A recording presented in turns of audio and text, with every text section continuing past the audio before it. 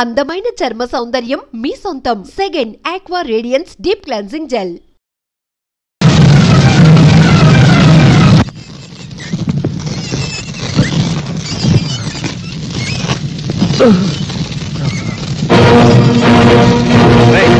హిందువా ముస్లింవా? మీరు హిందువులైతే నన్ను ముస్లిం అనుకుని చంపండి. మీరు ముస్లింలైతే నేను హిందువునని నరికి పారేయండి.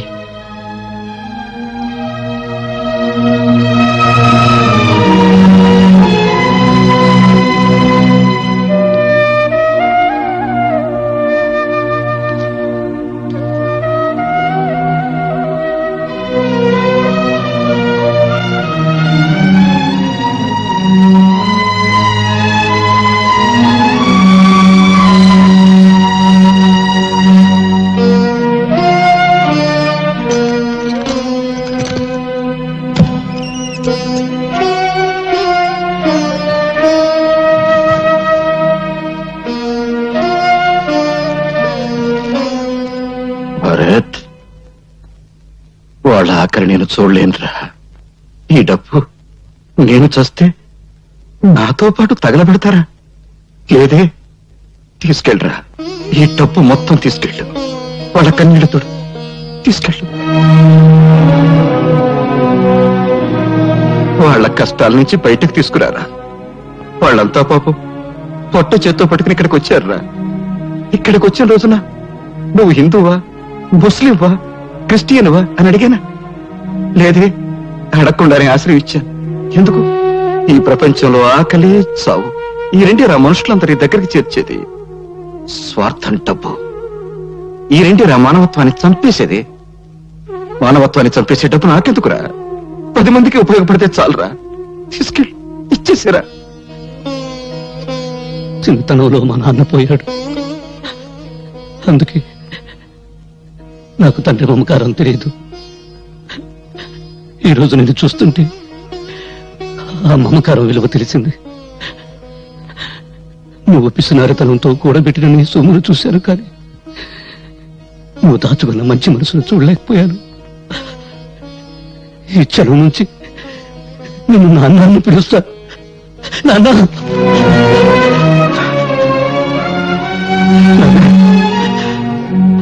ఏమన్నావురా? నన్నేమన్నా? నాన్న అన్నావు కదా? అవునరా, నేను నీకు నాన్ననే. నువ్వు నా కొడుకువి, నాకు పెద్ద కొడుకురా.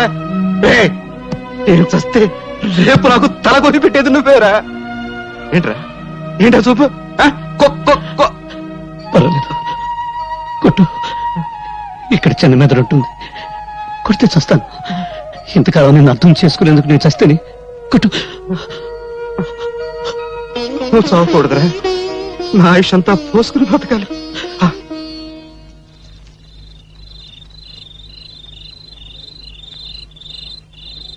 ఏమిటి అందరూ ఎందుకు ఇలా మౌనంగా కూర్చున్నారు? మాట్లాడండి, మిమ్మల్ని మాట్లాడండి. నాయకులు పుట్టించిన మతాల మారణ హోమంలో మిగిలిన బూడిద కుప్పలు మాట్లాడలేవు.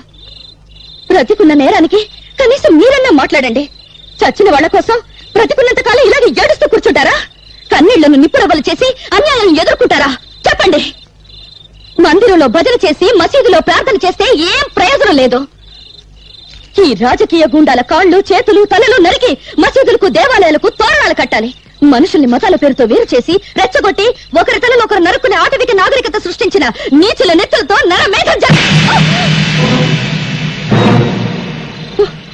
ఆపు నీ సోది. నిజం నీకు తెలుసా? తెలుసా? తెలియకుండా ఎందుకు నోటుకు వచ్చేట్లు వాగుతావు? రా, ఇలా రా. అడుగు, అడుగు. వీళ్ళని నా బిడ్డలను అడుగు. ఎవరు ఎవరు వాళ్ళమ్మ నిన్ను నా అన్యాయంగా నరికి చంపారో చెప్తారు. చెప్పండి రా, చెప్పండి. ఎవరు మీ అమ్మని అన్యాయంగా నరికి చంపారో చెప్పండి రా. వినపడిందా? వినపడిందా? హిందువులు హిందువులు చంపారు. రైట్. మంచంలో ఉచ్చబోసుకునే ఈ పిల్లలకు హిందువులు ముస్లింలను నేర్పింది ఎవరు? కనీసం వీళ్ళ పేర్లైనా వీళ్ళు సరిగ్గా చెప్పగలరా? లాగులు గుండీలు కూడా పెట్టుకోవడం చేతగాని పిల్లలకు వీళ్ళ తల్లి నరికింది ఏ మతం వాళ్ళని చెప్పింది ఎవరు? చెప్పు ఇస్మాయిల్. రైట్. ఇతను ఎవరు? రహీం. రహీం ఎవరు? ముస్లిం. 40 సంవత్సరాల నుంచి శ్రీరామనవమి చేస్తున్న ముస్లిం. అవునా? ఈయనెవరు? భారతమ్మ. నీ పెళ్ళానికి పాలు రాకపోతే నీ పిల్లలకు పాలిచ్చిన భారతమ్మ. తల్లి పాలకి మతం లేకపోతే ఆ పాలు తాగిన నీ పిల్లలకు నీకు మతం గురించి మాట్లాడే హక్కు ఎవరు ఇచ్చారు? రైట్.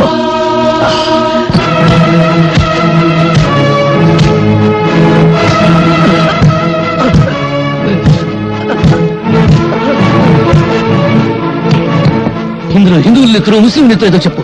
ఏది హిందువుల నెత్తురు, ఏది ముస్లిం నెత్తురు? రష్యూ చెప్తావా? చూడు, వాసన పీల్చి చెప్తావా? పీల్చు. నేను హిందువుని మా అమ్మ కడుపులో 60 నెలలు, నువ్వు ముస్లిం అని 70 నెలలు ఉన్నావా? ఆకలిలో తేడా లేదు, అనుభవించే దరిద్రంలో తేడా లేదు, పెళ్ళ దగ్గర సుఖం అనుభవించడంలో తేడా లేదు. కబీరేవా హిందువా? కాదు. రామభజన ఎందుకు చేశాడు? అల్లా బలాకరేగా, అల్లా మాలిక్ అన్న సాయిబాబా హిందువా ముస్లిమా అనే ఆలోచన లేకుండా ప్రతి ఒక్కరూ ఎందుకు పూజ చేస్తున్నారు? వెంకటేశ్వర రెండో భార్య బీబీ నాంచారమ్మ ముస్లిం అని మీరే అంటున్నారు. ఓ హిందూ ముస్లిం స్త్రీని పెళ్లాడితే మతం మారిందని మరి పిల్లలే పుట్టరా? నిన్నటి వరకు ఒకరి పండుగల్లో మరొకరు పాలు పంచుకుని ఆనందంగా సుఖంగా ఉండేవాళ్ళం. ఒకరి కష్ట సుఖాలు ఒకరు పంచుకునేవాళ్ళం. దేవుడు తినడానికి తిండి, తాగడానికి నీళ్లు, పెంచడానికి గాలి ఇచ్చాడు కానీ తన్నుకు చావమని మతాలకు సృష్టించాడా? ఈ ప్రపంచంలో ఉన్న 2 మతాలు. ఒకటి బ్రతుకున్న వాళ్ళ మతం, 2 చచ్చిన వాళ్ళ మతం. ఏ మతం చెప్పింది మరో మతాన్ని చంపమని, ఏ మత ప్రవక్త చెప్పాడు మరో మతాన్ని నాశనం చేయమని? అదే నిజమైతే మందిరాలు, మసీదులు ప్రార్థన చేసే స్థలాలు కావు, దేవుడిని పూడ్చిపెట్టిన స్థలాలు. భయ్యా, నన్ను క్షమించు భయ్యా.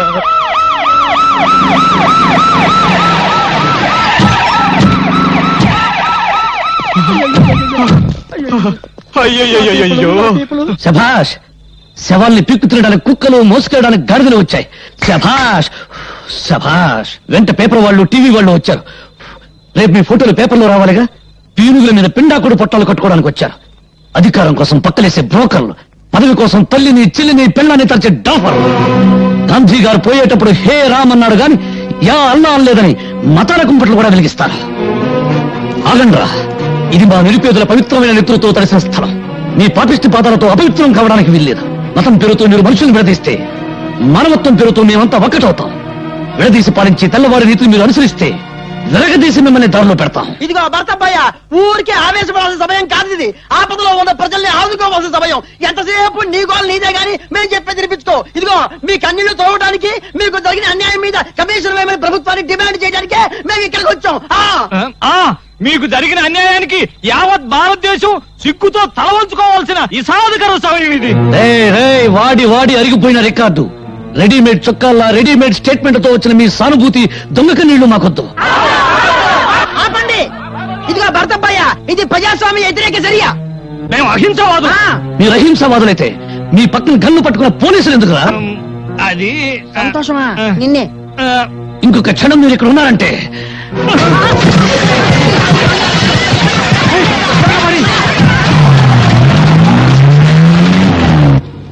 వెరైటీస్ గన్ల కోసం మంత్రి సంతోషం సృష్టించిన మత కల్లోలాలు. వామ్మో, రాజకీయ గూండా ఖాళీ హస్తం. లక్ష్మీనగర్ మత కలహాలలో నిజమైన ద్రోహులను ఉరి తీయండి. హలో, మంత్రి సంతోషాన్ని. నమస్కారం అండి. అదిగా ఆ చెమట్లేంటి, ఆ వణుకుడు ఏంటి? ఎవరు ఫోన్ లో? నమ్మకం ఉమ్మేమన్నా పడిందా? అబ్బే లేదురా మాడా. పెద్ద మంత్రి గారు తూ అని ఉమ్మేశారు. మన విషయం ఢిల్లీ దాకా పోయిందంట. కడిగారు, బాత్రూమ్కి వెళ్ళొస్తాను. ఏమిటో వీడి బతుకే బాత్రూమ్ అయిపోయింది. అసలు వెరైటీస్ గన్న సంగతి, దీనికోసం మనం చేసిన గొడవ సంగతి, ఇదంతా పేపర్కి ఎక్కించింది ఎవరు? ఇదిగో బాత్రూమ్ లో ఆలోచించలేవు. ఆ పేపర్ పిల్ల స్వాతి పోలీస్ కమిషన్ ఎంటేసుకుని పెద్ద మంత్రిని కలవడానికి ఢిల్లీ పోయిందంట. అది విషయం. అది అక్కడ కోత కూసింది, ఇక్కడ రాత రాసింది. ఇదిగో అది ఆడదే అయినా మనందరికీ మొగుడు. ముందే చెబుతున్నా. అది రాసి పారేస్తే నువ్వేమో చార్మినార్ దగ్గర చీకులు చీకులు అనుకుంటూ, నేనేమో బిర్లా మందిర్ దగ్గర పూలు పూలు అనుకుంటూ, ఈ శ్రీపతి బావేమో ట్యాంకు బండి మీద ముంద కిందప్ప అనుకుంటూ, ఇక కాళీబావేమో మిషన్ భుజాన్ని వేసుకుని హైదరాబాద్ లో సానా యమ్మ సానా అనుకుంటూ తిరగాల్సిందే. గొంతు నరం తెంచుతా, నోరు మూసుకో. ఆహా, కోపంలో కూడా ఎంత అందంగా ఉన్నావు బావా. జానీ, వెళ్ళు. ఆ పేపర్ పిల్ల స్వాతి పర్సనాలిటీ చూడు. ఫిగర్ ను బట్టి రేపో, పవర్ ను బట్టి మడ్రో తెలుసుకో.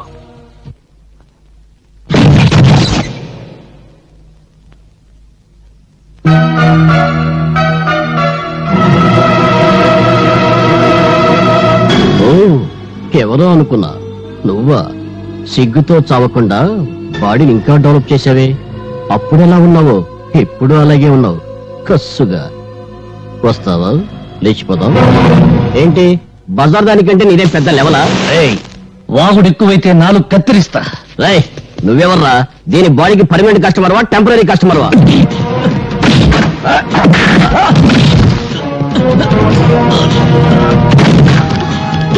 వాళ్ళతో గొడవ లేదు, నా మాట విను. వాళ్ళు మంచి వాళ్ళు కాదు.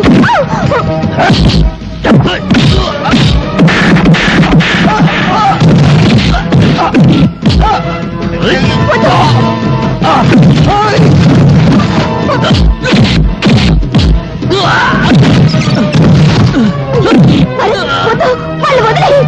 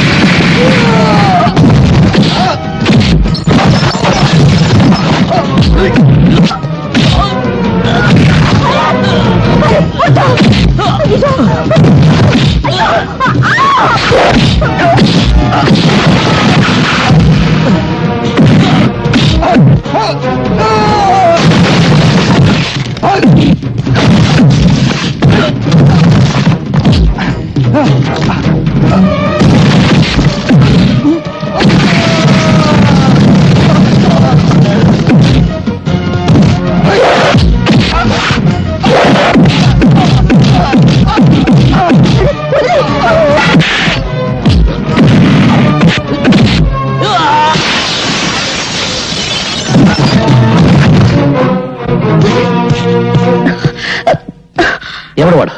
పరిచయం ఉన్న వాళ్ళ నీ గురించి చెత్తగా వాగాడు. వాడు నీకు ఎవరికే తెలుసా? చెప్పు.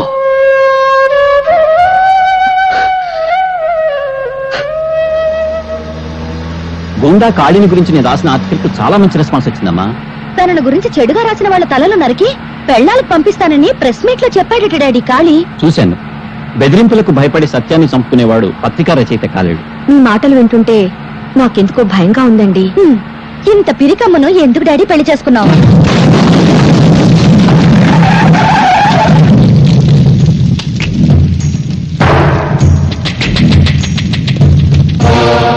ఆగండి.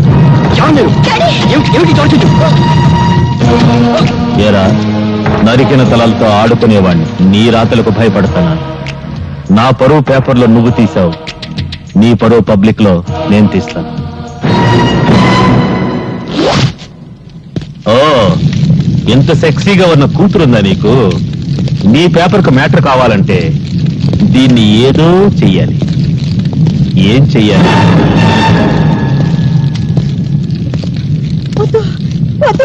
నా బిడ్డనే చెయ్యొద్దు, నా బిడ్డనే చెయ్యొద్దు.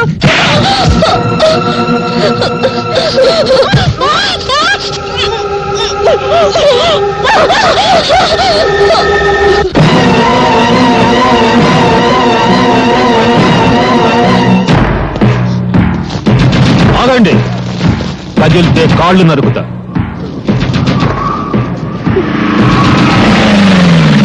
ఏంట్రా మీరు చూసేది ఇక్కడ? వదలబండి. నమస్తే సార్, మీరా?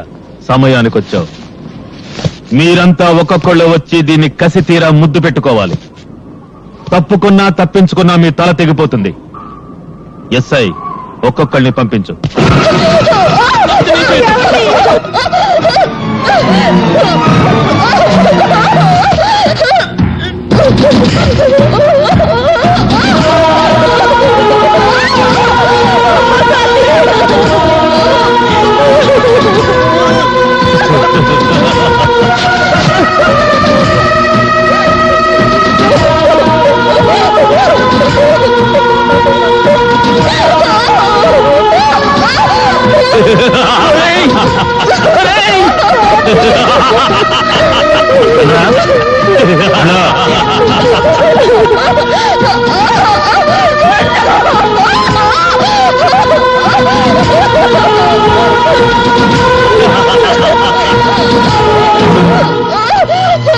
Hmm.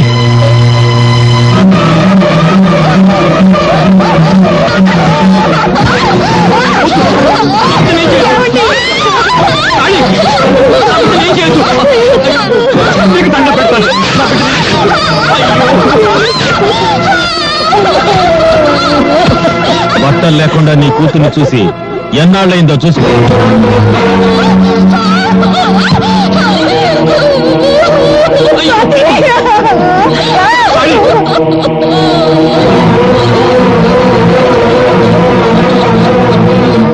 నువ్వు బట్టలుడ తీసింది నా బిడ్డ కాదురా, భరతమాతకు. నువ్వు పరువు తీసింది నాకు కాదురా, భరత జాతికి. రేయ్, కత్తి కన్నా కలం గొప్పదన్న సత్యాన్ని నిరూపిస్తాను.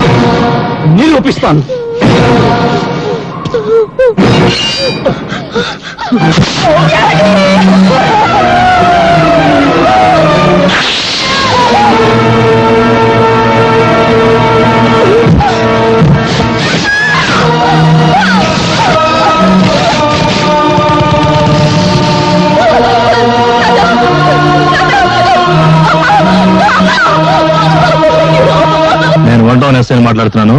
గాంధీ సెంటర్ లో 2 మర్డర్లు జరిగాయి. ఎవరు చంపారో తెలియదు. ఏవో ముఠా తగాదాలు అనుకుంటా. వెంటనే పోస్ట్ మార్టం ఏర్పాటు చేయండి. ఏమిట్రా మీరు చూసేది? ఇక్కడ వెళ్ళండి.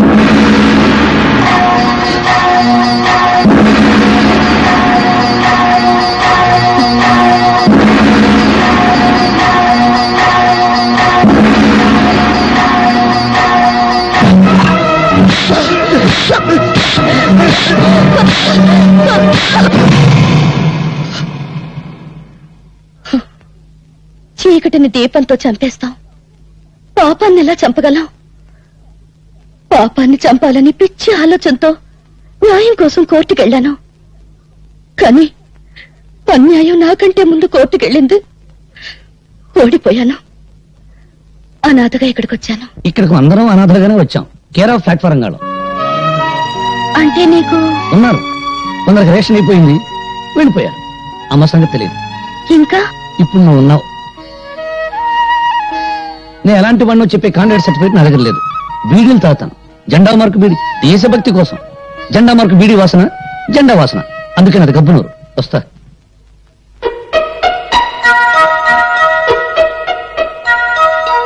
ఇప్పుడు నువ్వు ఉన్నావు. ఇప్పుడు నువ్వు ఉన్నావు. ఇప్పుడు నువ్వు ఉన్నావు. ఇప్పుడు నువ్వు ఉన్నావు. ఇప్పుడు నువ్వు ఉన్నావు. ఇప్పుడు నువ్వు ఉన్నావు. తొందరగా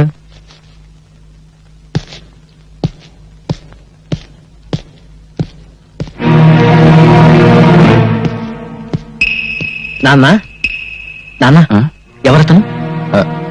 ఏంటి మొహంలో కంగారు కనపడుతుంది? కంగారా? నాకేం కంగారా? నా తర్వాత మీరెలా బ్రతుకుతారని ఆలోచన. ఆ మాట నిజమని నీ ఒక్కగానొక్క కొడుకే నా మీద ఒట్టేసి చెప్పండి. ఒక్కగానొక్క కొడుక? ఎవడ్రా? ఎవడ్రా మాట అన్నది? నాకు ఒక్కడే ఒకటిరా. ఇద్దరు కొడుకులరా. నువ్వు చిన్నాడివి, ఆ భరత్ గారు పెద్దడు. అంతే. గాలికి దొరికిన నన్ను పెద్ద కొడుకు అన్నావు. చెప్పాల్సిన నిజాన్ని మాత్రం గాలికి వదిలేస్తున్నావు. నిజం చెప్పు. నీ పెద్ద కొడుకు మీద ఒట్టేసి నిజం చెప్పు. నిజం. అది చాలా భయంకరమైందిరా. తెలుసుకునేటంత వరకు మనసును చంపిస్తుంది, తెలిసిన తర్వాత మనిషిని చంపిస్తుంది. ఆ రెండింటిలో ఏది ప్రమాదం? నాకు తెలిసింది నీకు ప్రమాదం, నీకు తెలిస్తే నాకు ప్రమాదం. నేనేదో భయం కప్పేసింది. ఏం జరిగిందో నిజం చెప్పు. రే భరత్, ఈ ప్రపంచంలో మనిషిని రాక్షసులుగా మార్చేవి రెండేరా. ఒకటి డబ్బు, 2 అధికారం. వీడేమో ఆ శ్రీపతి కూతుర్ని ప్రేమించాడు, దాన్ని మేము వ్యాపారంగా మార్చుకున్నాం. రే, ఆ శ్రీపతి పెద్ద ఆటగాడ్రా. వాడు ఆడే ఆటలో రేపు నా లక్ష్మీనగర్ కాలనీ అయిపోవచ్చు, లేదా నా జీవితం అయిపోవచ్చు. నేను ఉండగా ఏది పోదు నాన్న. ఆ వచ్చింది ఎవరు చెప్పు. వద్దురా, ఆవేశం వద్దు. మనం బలహీనలు, బానిసలు, ఓడిపోతాం. అందుకని తల ముంచుకుని భయపడాలా? వాళ్ళ పేర్లు అడ్రస్ చెప్పు. చెప్పు. చెప్పు నాన్న. చెప్తాను. నాకు కొంచెం తల పట్టేసింది, కొంచెం